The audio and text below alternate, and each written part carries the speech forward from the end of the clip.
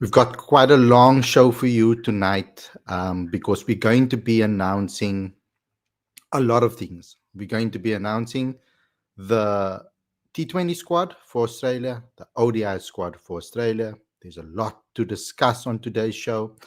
We're going to be playing you the press conference from Coach Shukri to get an understanding of why he selected the players that he selected. So, all of that we're going to be covering on today's live cricket show. So I want to get into a discussion with you guys and talk about some of the plays that have been selected. And I want to get your opinions, obviously, in the live chat on who do you feel has been omitted? Who do you think deserves their position over there to be selected? And let's just talk about the excitement of seeing the team that Coach Shukri now probably sees as his best 11s when it comes to the white ball arena, because this is the first real proper test with everybody that is fit and available for selection. So, bar Marco Janssen maybe, but we'll get into that a little bit later when I reveal the teams. But before we get going, before we get started, there are a couple of things I'd like you guys to please do. First and foremost, subscribe to the channel. Click that notification bell for all future videos. Smash the like button, comment, share, subscribe. Don't forget to also to comment on the video after we've ended the stream, please. It really helps us with the algorithm. You guys have been brilliant with commenting on the shorts. You've been brilliant commenting in the comment section. I really appreciate it. I see all your comments and I try to obviously respond to as many as I can. Most of the time, if I just agree with what you're saying, then I'll just give it a little heart. So um, I wouldn't necessarily then comment on it. But if I do have something to say or something to clear up, if there's any questions there, then I do try to obviously answer those questions in the live chat as well. Yeah, so without further ado, let's get straight into today's show. It is quite a jam-packed show for you guys, so let's get straight into it.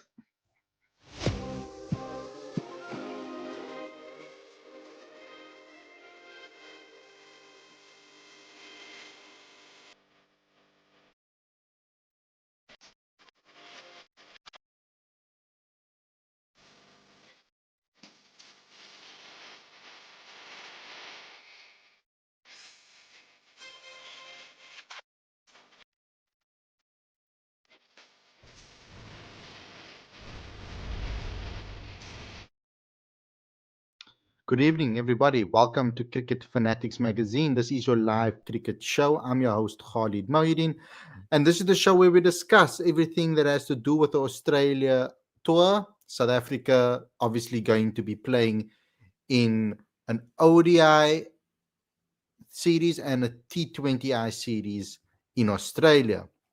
So let's first and foremost just start with the press release and what was said over there with regards to the actual tour. I'm going to be obviously sharing that with you guys right now as I read the press release when it comes to the team. And then obviously I'm going to reveal the squads to you, and then we're going to get into a little bit of a discussion about that. I think I'll show you the teams, and then we're going to go to the press conference and discuss the press conference.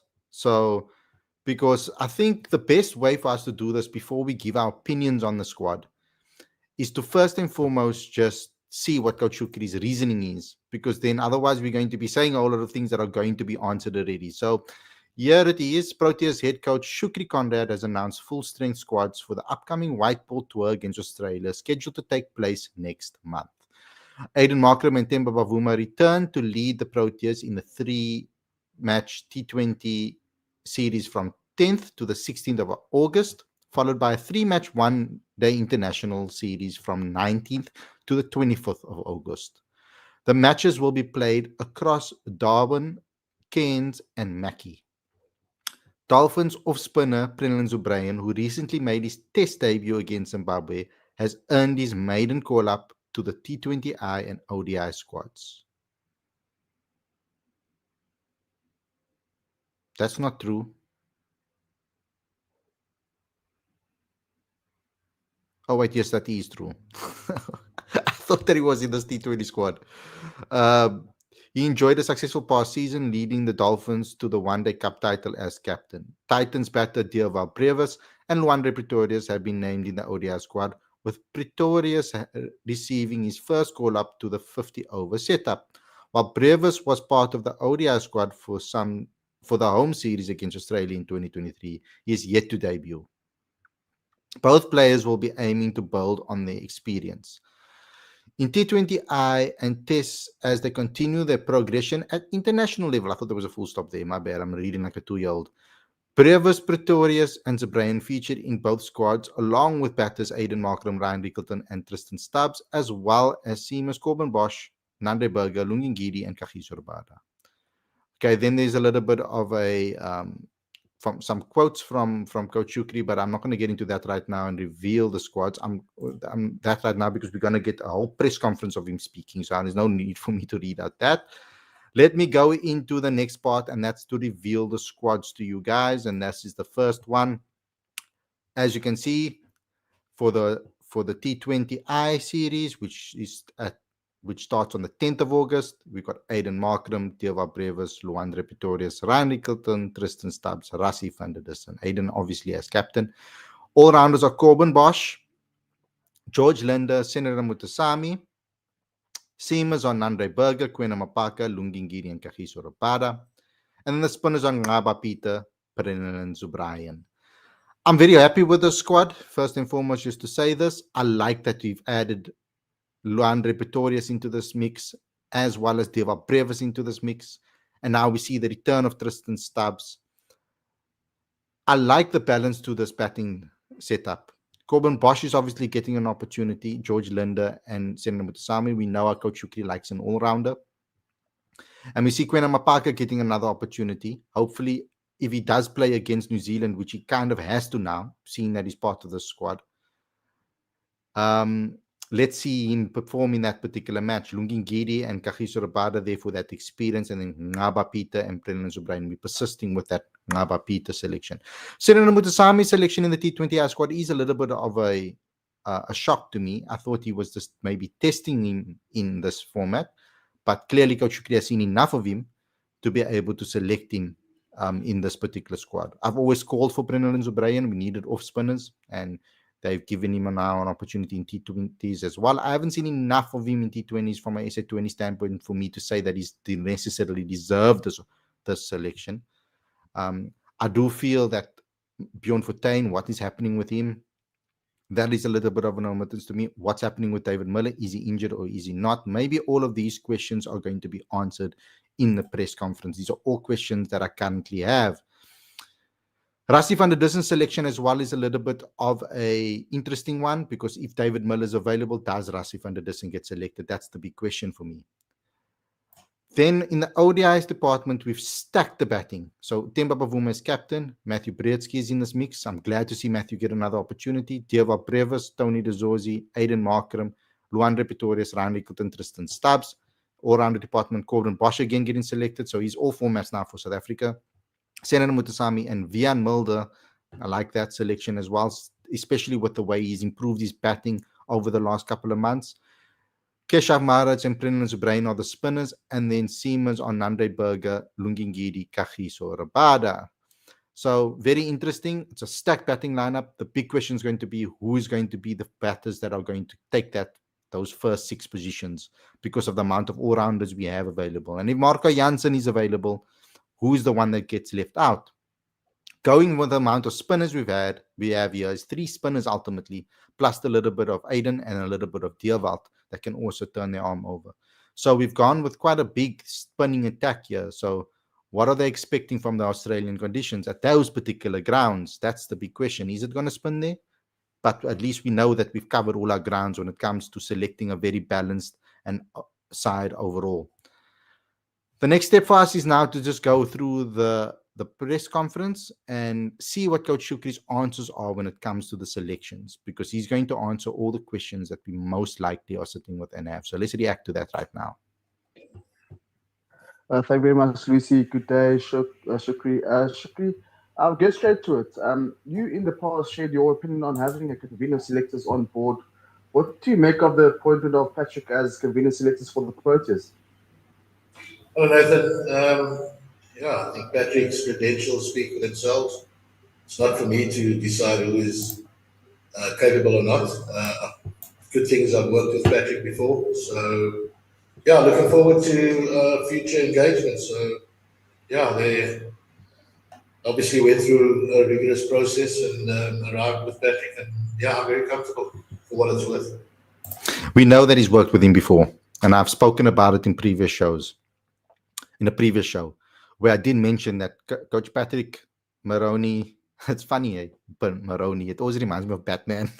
Whenever I hear this on him. But okay, so like Coach Patrick Maroney, he obviously been involved and having worked with Coach Shukri on the under 19 level, they know each other quite well, and I feel that Coach Patrick Maroney and Coach Shukri's relationship is good. They understand each other. They're on the same wavelength, I feel. So I think this is a good thing from a South African standpoint, because then Coach Shukri still has control over um, the selections in a way where I feel that Coach Patrick knows exactly what Coach Shukri is looking for. So they have a good relationship, and that's always great, because that means that conversations can be had between the two of them, and they can debate and have a mutual respect when it comes to selections. Great, thanks, Nathan. Johan, then Morgan. Is the sound good, guys? Let me know. Morning, Shooks. Just to double check, this is the last squad you have selected on, and the next one will be Patrick as well. Yes. Okay. Thanks, Johan. Morgan. Oh, so Coach Shukri, this was Coach Shukri's last selection before Patrick Maroney. He will be involved in the next squad selection. Interesting. So let's see how much when Patrick Maroney is involved, how many of these players actually are going to be in this mix. Thanks, Lucy. How's it, Shooks? Shooks, just looking at that squad that you'll be taking to Australia, personally, I think it's great to see that the youngsters have been included in this, although they've been going through a trying T20 series there in Harare. How important is it to stick with these guys? Because if memory serves me correctly, Jacques Cullis, in his first 10 innings in Test cricket, only went above 10 runs once. And look how that panned out. Yeah, I'd like to think that we obviously identify who our best young players are and who we're going to take forward with us. And I think our selections speak for themselves. It doesn't mean it rules out any of the other guys for the immediate future. You say trying times in Harare. We've got a final to play on Saturday, and that's the big match. Not making light of any of the other games, but I think the final on Saturday will give us a really good idea of where everybody's at. But I'm really excited about the young talent we've got at our disposal, especially in the T20 format. They players that can make huge impacts, and yeah, like I said, I'm really looking forward to the next while with them and see how they develop. Yeah, it's very important. I really am enjoying the selections when it comes to the balance, age, experience. I feel that the balance is brilliant, because I've always spoken about giving youngsters opportunities whilst there are still experienced players in the squad. My biggest criticism of the Proteas in the past is that we would give youngsters opportunities only once other players have retired or towards the end, right at the end of their careers. So when a youngster comes into the team, there's all this pressure and expectation on their shoulders that they have to deal with, and they're expected to perform because they are these talents. But then they actually end up failing, and then it spoils their mentality. It messes them with their mind. And so that initial confidence that you have as a youngster, when you're a young cricketer and when you're a young sports player, you have this initial just laissez-faire attitude and this overwhelming confidence and a belief in your ability, because things have just been working out for you. You're playing well, you understand your game as a youngster, you're coming through the system. The best thing for them to do is to take full advantage of that confidence, and take full advantage of that ability that they have, so that they can mix with all the other players that are experienced, and add onto it, rather than having to go 5 steps back because their confidence is dented, all this pressure's on them. They must just be able to go out there and play with freedom and learn as much as possible on the biggest stage. And this is what I really am enjoying about Coach Shukri's selections and the opportunities he's giving to youngsters. I think it's brilliant. Thanks, Shuks. Thanks, Morgan. For those. Thanks, Lucy. Morning, Shooks. Shooks, can I just ask? I see Gerald is not in the squad, and also you said you had some chats with Shamo. Did those happen, and what was the outcome of that? Unfortunately, things got away from me, and Shamo and I never really had the opportunity to chat, which is unfortunate. But look, I mean, I think the selections speak for themselves, in terms of who is ahead of whom in the pecking order. And if you look at the T20 squads, if you look at the spinners selected, that should give you a good idea of who the front runners are. And again, it doesn't mean that we're going to rule anyone out. And then similarly in the 50 over squad, I think the 50 over is a slightly longer term view, because we've got a couple of years before the 2027 World Cup, but we've got a T20 World Cup happening in a couple of months' time. So that's the immediate focus now. And the 3 or 4 spinners that we selected for that T20 leg of the Australian tour, they're the front runners. Gerald was the other one, yeah. Look, there are only so many quicks you can put in your team, there are only so many bowlers in terms of a balance. And again, given what's gone before, given what's currently happening, again, the players that we selected, I believe, are ahead of Gerald in the pecking order. In the 50 over format, I want to try and get as many all-rounders in the squad, and I think you cannot ignore what Corbin Bosch has done over the last couple of months. I mean, he's banged the door down, and I think, Gerald sits behind the guys we've selected. And again, it's not the end of the road for him. We've still got a few months to go, and there'll be opportunities going forward where Gerald will be able to stake a claim. It's crazy how injuries can change our whole dynamic of a side. Gerald Coetzee was one of Coach Shukri's first selections when it came to his test, to the tests against West Indies, etc. And he was doing really well until he got riddled with injuries. And those injuries obviously opened the door for someone like Corbin Bosch to be selected. And Coach Shukri is right. He's knocked the door down ultimately. He's proven that he deserves to be there now. And it's unfortunate that Gerald's coming back from injury and hasn't really done anything spectacular yet on his return. But there's going to be a lot of competition, and I think that's a headache that coaches want to have. Thanks for those. We'll look to take follow-ups for Nathan and then Johan. Thank you again, Lucy. Shukri, what do you make of the Australia white ball side? I'm sure you've been keeping a close eye on the West Indies, on their West Indies series. Maybe a big bash if you had to be extra. They've already played 2 T20s with West Indies. I think Australia, whatever format they play, that dangerous side. I must be brutally honest, I haven't watched a lot of it, not with it starting at 2 a.m. I mean, I've got more pressing things to deal with than worry about how Australia are going. But yeah, look, obviously Australia, they're a quality side, whatever team they put out there, also bustling with all-rounders and guys that maybe make huge impacts in the game, dangerous players. So, again, guys that have graced the fields of the IPL will they show what they're about. So they're always going to be a good side. I just think that for now, our focus is squarely on Saturday, the final. And then, we'll pick it up when we leave for Australia in a week's time. Thanks, Nathan. Johan? Shoots David Miller, is he at the 100 not available? Yeah, David, prior to my coming on board, between Rob and Enoch, it was agreed that David could play in the 100. So I wasn't going to go in and change that.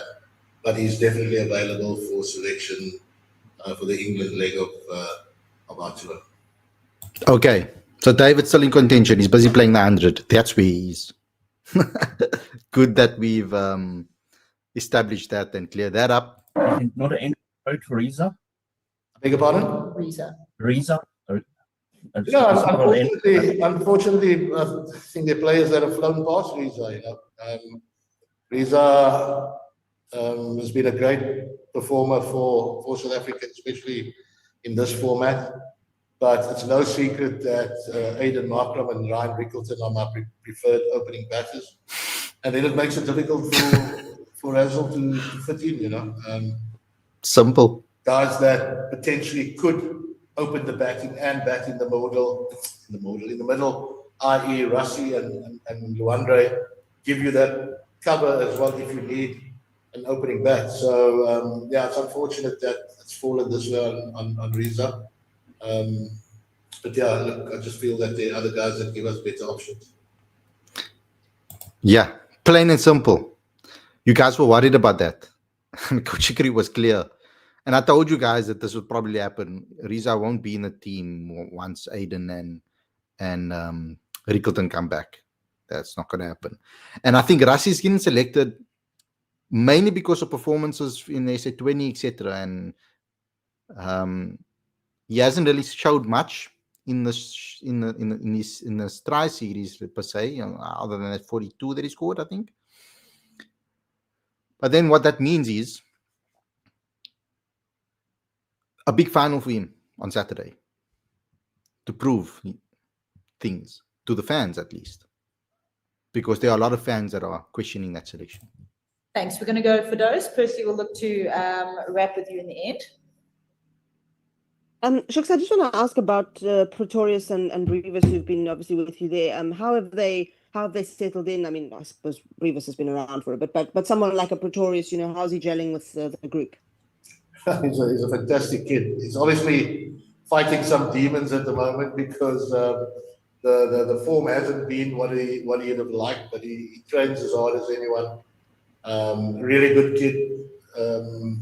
Asks all the right questions, works really hard, like I say, at his game. And he's thrilled to be part of this. And Rivers, like I say, has been around for a while.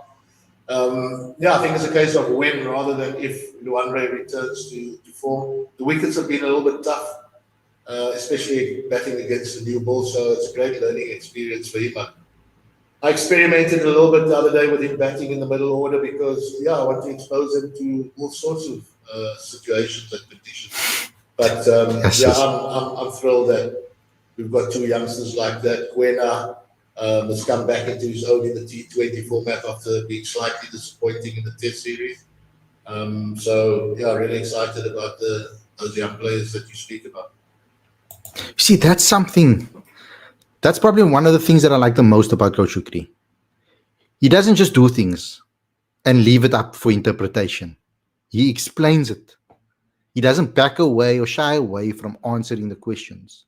Now, I do know this about him, but I mean, it's just something that I would like to just reiterate again, because it's so important for a coach to be transparent with the fans so that we understand also and don't come up with our own stupid conclusions. It kind of keeps us as bay, because normally we can be quite critical and out there. And I like that honesty from him. He tells us exactly what he's doing. Whether we agree with it or not is irrelevant. But the fact that we can listen to his thought processes and why he does certain things. That move, I think, the aim he's doing over here is to get these youngsters the most amount of experience in different situations and scenarios so that they can grow the game faster. And I love that. I'm 100% on board with. Thanks. And we're going to go Adnan and then Keenan. Hi, Shuks. How are you doing? It's been a while since I chatted to you last. Just with regards to the challenge, you mentioned this weekend, obviously, a final that is now. But looking ahead to Australia, obviously you guys won the World Test Championship. How much of a challenge, or how different of a challenge is it going to be in Australia? And obviously with them having lost the World Test champions against you guys? Yeah, I don't think it Unrelated. will be playing on their minds. It's completely different formats, different, Unrelated. different players playing in it. So, but yeah, I think Aussies being Aussies, they obviously want to pull one over us. But look, playing against Australia is tough. Playing against Australia in Australia is obviously tougher. We're playing at venues that we know very little about. I don't think too much international cricket has been played there in Darwin and Cairns and Mackay. I've got to go Google to find out where exactly it is after the final on Saturday. But yeah, I know it's always going to be tough against Australia. And it will give us a really good yardstick and benchmark in terms of where a lot of our players are at. But this is all part of the build-up to the T20 World Cup. You know, it's not an excuse for losing. It never will be. We want to win every game. We want to win every tournament. But it will really give us some good insights into where some of our players are and where we're at as a team as well. Thanks. Great, thanks. Keenan? Thanks, Lucy. Shucks, Sin Mutasamy as sort of usurped Bjorn, Chamo, and those guys. Just sort of what do you see in him, and what did you see in him to sort of? Because he's been within the test structure for a while, but it's first in the shortest format. I know he gives the batting option. Is that sort of what you've seen in him to have that option in your squad in the shortest format? Yeah, I think Sim gives us depth. You know, I'd like to see more from him with the bat. I think there's a lot in there that still needs that's quite latent. You know, it needs to come to the fore. But I mean, with the ball, you only need to have watched him in the last couple of games here. He's become a real wily spinner. He's confident with his bowling. He's gun in the field, and yeah, he gives you a measure of control in those middle periods. You know. So I'm thrilled with the strides that Sen has made. Talk about Bjorn. Obviously, he does give us some batting depth as well, but I think there's a lot more that we need to untap with the bat. Not going to talk about Bjorn. Thanks, Keenan. Werner, I want to know his reasons for not picking Bjorn. Hi, Shucks. Sorry if I maybe missed the question earlier, because I'm slightly late. Is there a reason why Rusty is in the T20 squad and not in the ODI squad this time? Yeah, I think, look, I mean, Rusty is one of the older brigade, and so is David, and we'll obviously, we spoke about that earlier. The immediate focus is the T20 World Cup. So Rusty is very much in contention for the T20 World Cup. Oh, okay. As in one of the previous questions, it gives you the option of either batting at the top or batting at 3. Is great in a leadership position. And then with the 50 over format, because I've got a bit more time, I'm certainly not going to rule Rusty or any of the older guys out. But it gives me, because we've got time to 2027, it gives me a chance to blood some of the younger players and then see how they develop. And then post the T20 World Cup, we'll probably be in a better position to decide on guys like Rassie and David, etc. That's how you coach. That's exactly what I've been asking for. You've got time before the 2027 World Cup. Give the younger guys opportunities to be blood in, to see what they can do, because they could be part of that World Cup squad. That is just gold. That I'm loving what I'm hearing here, because this is something that I've been asking for years and years and years. Thanks, Werner. See, Adnan's hand has gone down, so I just want to check if there's no further question from Adnan. Cool. We'll go to Jay, and then we'll look to wrap with Percy. Thanks, Lucy. Morning, Shucks. I just want to find out, this being your first white ball series, obviously, since you've been announced as the all-format coach, how's that turnaround from red ball to white ball been, and just the workload that comes now with not just one part of the game, but the entirety of the Proteas men?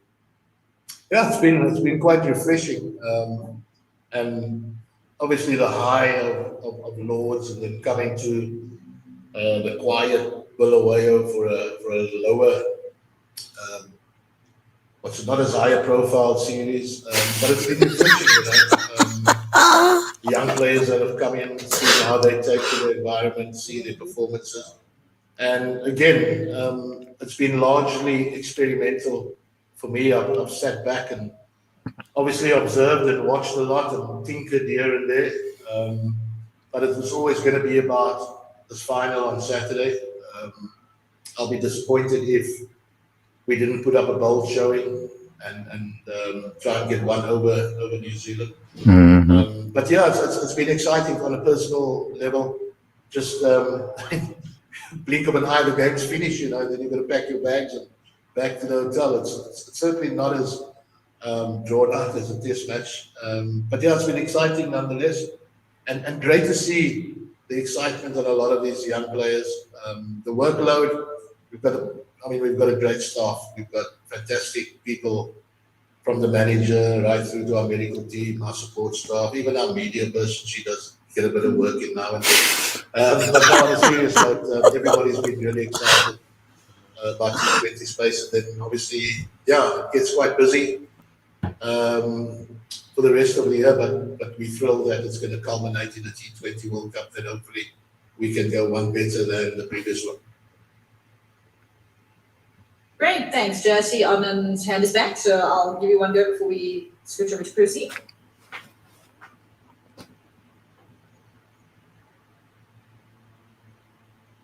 Yo, guys, come now, man. Cool. Okay, we'll leave it for now and then circle back if we need to. Percy, please go ahead. Good morning, Lucy. Good morning, Coach. Thank you so much, Lucy. I've just got two Afrikaans questions with your permission, Lucy. Okay. Sure. If Coach is happy, go for it. I'm sure he's happy to speak to me in Afrikaans. Okay, it's Afrikaans. I'm going to skip forward for it. And natuurlijk is it. He's going to talk Afrikaans. And I know you guys don't understand it. Okay, that's it, guys. Very, very, very happy with that press conference. We got the answers, except bar for one. Obviously, I just want to know about Bjorn Fortuin. Maybe if I get the opportunity to speak to Coach Shukri again, I'm going to ask him about it. But yeah, I'm very happy with that press conference. I think it answered all the questions that we have. And yeah, the reason I'm not going to play the Afrikaans questions is because he's going to ask the same questions that were already asked, and that's going to be said in Afrikaans for his broadcasting. So for his news house and his broadcasting. So yeah, no point in me listening to that all over again. So yeah, I'm very happy with the answers we got. I'm very happy with the press conference. I like the mentality that Coach Shukri is coming into this preparation for the World Cup, and then again, preparation for the 2027 World Cup, and how he's going to be blooding players in and trying to build a unity and within the squad, etc. So this is just brilliant for me. I'm going to get into some of your questions. There are not a lot today, surprisingly. Sarat says, I know out of topic, but Hulk Hogan has passed away. Oh, flip. Yeah, I don't know how I feel about that, to be honest. He's done a lot for WWE and WWF and WCW, but in recent times he's been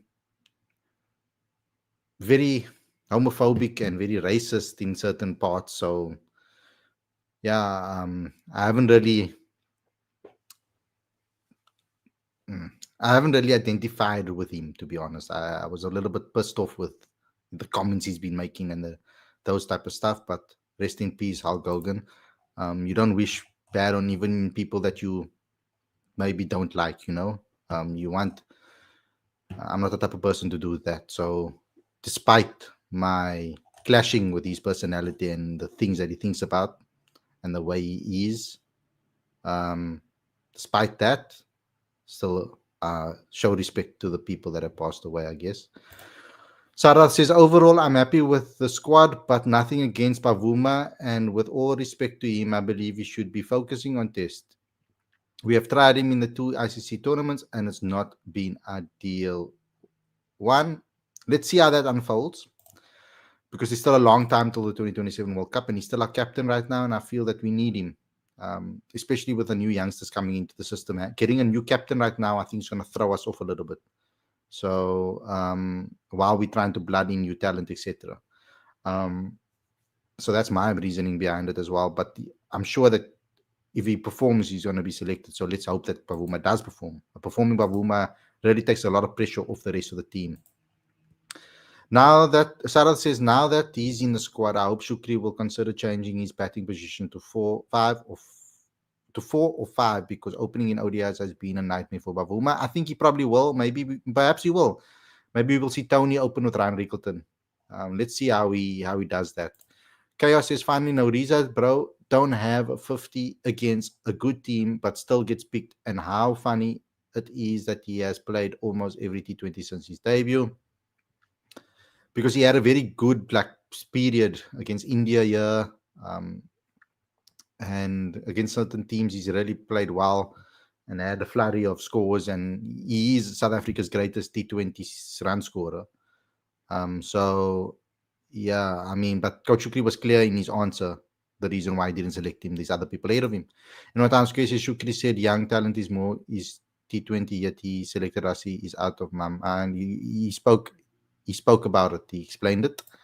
I would rather have Herman replace Rassi. Khalid. What do you feel about this? I think there's still some work to do for Herman and to get Coach Shukri on board with him. I think that at the moment I like the squad. I like what Rassi brings from us from a seniority perspective, and I don't want to just have a whole bunch of youngsters in the team. I think we do need some experience in that lineups because we've already got Previs, we've already got Luandre, we've already got Tristan Stubbs. They're all still youngsters, so I think that having that experience head of Rassi in here will do wonders for the development of the younger cricketers, and that's how we should look at it. What do you feel about Gerald Khalid? I feel he hasn't improved since 23 World Cup. He gets smacked every time. Yeah, but he also has been injured a lot. So that's probably an unfortunate to his development. Sarfaz, why is Tony Rizzosi in the squad again? He should be in domestic improving his flaws, not being given more chances if you are not delivering on it. I mean, ODI-wise, he's been all right. I think he deserves a little bit more of a longer chance in ODIs. Someone like Jordan Herman or his brother deserves a place in place of Tony Rizzosi in ODIs. I don't know, eh? Craig Salt says, I like having Mutasami in the T20 side so he can help us transition from Maharaj and give him more experience. That's a good point that you're making here, Craig. Because we have been looking for the replacement for Maharaj down the line, and I feel that Senator Mutasami, the way he thinks about the game is very similar to almost like Kesh. They obviously learned from Kesh a hell of a lot when he was at the Dolphins, but they both are thinking cricketers. And we're going to need to replace Kesh down the line. And I think Senaran could become an upgrade to Kesh. If he can really improve his batting, it could possibly be an upgrade on Kesh. And I know that's hard to say because Kesh has been brilliant for South Africa. He's like the best spinner we've ever had. But I feel that he could possibly, he might not be able to hit the records or reach the records perhaps maybe that Kesh can. Maybe he can. But I do think that if he can improve his batting, he might have a slight edge over Kesh as a replacement once Kesh is retired. Riza Rassi, you've asked me that already. Honesty, no BS, says Sabir. Ons verstaan, says Sabir. And what says, what do you think about Mulder's future in T20 cricket? I want to see more consistency from Mulder in T20 cricket, in SA20, etc., and those type of things. I don't think it's a necessity to have him in the mix, especially if you have all-rounders that have blistering pace. Hogan being booed since here in WWE. You are not alone, Khalid, on Hogan, but can't deny that contribution he made to the world. 100%. Like, what he's done for pro wrestling, and I'm a big WWE fan. I watch everything. So what he's done for wrestling, yes, undeniable. I just don't like him as a human being and what he's been saying the last couple of years. Mulder has shown a good promise in SA20. This Craig, I can very easily see him in the team. We will barely have a tail. Timba should leave. White Paul says NY Times Square. I don't agree with that. Sabi says WWE not my thing. Prefer UFC. I love UFC, but I also like WWE. I love the storylines and all of those type of things as well. In what time says he's also mean we move on from Maharaj in T20. I would have moved on. Sabri says, Cricket Magazine, oh, Khalid, you watching Fantastic Four this weekend? Yes, on Saturday evening. Sarfa says, this is nothing to do with how he does in ODIs. Tony has a real issue playing across the pad and steep bounces, and those Australian pacers will have hella of a time against him. Let's see. He's going to get tested. He's playing for his position, 100%. Roderick says in the last SA20, Mutasami was better, and his home from venue is a road, Supersport Park. Better than who? Bjorn, I'm assuming. Sarfa says, don't know why you are saying so high on Tony Khalid.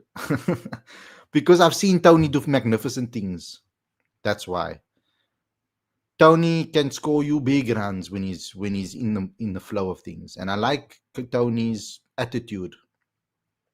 I just don't feel that he's been consistent enough. But there's a play in there. Craig says Pavuma is the new golden boy of SA cricket, and he isn't bad at ODIs by any means. I hope he will up his game even more now with a newfound confidence. Hopefully it is. In my time, says USC is entertainment, but WWE is emotion. Yeah, it's like a soap opera. The storylines are just brilliant. Sarfa says he's more of an AEW fan. I can understand that. AEW just hasn't caught me. It almost seems like it's a training arena for WWE people, or like WWE fighters. I think the WWE fighters and wrestlers, they just have an extra bit of professionalism and cleanness to their move sets and the way they are in the ring. AEW is maybe a little bit more rough and old school. Like it's very old school, like WWF, WWE back in the day. But I still like the characters in WWE. Yeah, anyway, guys, thanks a lot for tuning in. I hope you guys enjoyed this episode. Please don't forget to subscribe to the channel and click that notification bell for all future videos. Smash the like button, comment and share. Don't forget to comment on the video after we've ended the stream as well. Thanks everybody for watching. I hope you guys enjoyed this episode, and I'll see you guys again very, very soon for another live cricket show. Press the notification to know when we go live. We're also playing this Saturday, so be aware of that because we're going to go live after the review, and then it's off to Fantastic Four for me. So thanks a lot for watching, and I hope you guys enjoyed this episode, and I'll see you guys very, very soon.